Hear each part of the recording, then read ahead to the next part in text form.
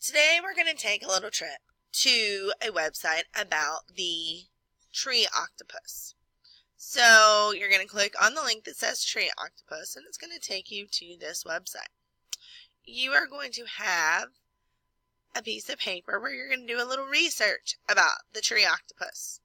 So you're going to answer questions like, where can the tree octopus be found?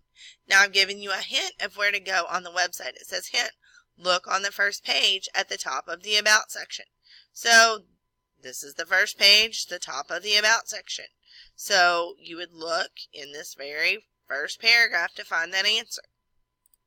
You're going to answer other things like name one reason why they believe the tree octopus should be placed on the endangered species list.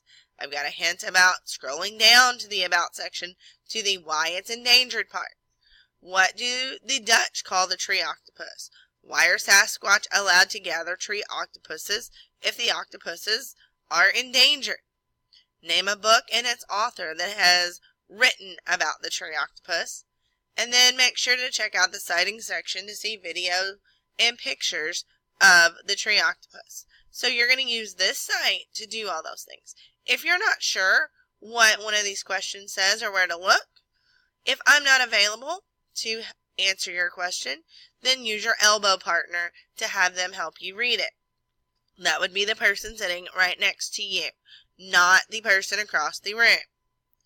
Once you have finished checking out this whole website and doing your research, we will continue working on our research skills with tree octopus tomorrow, but today I want you to go to typing.com and do the lessons once you are finished.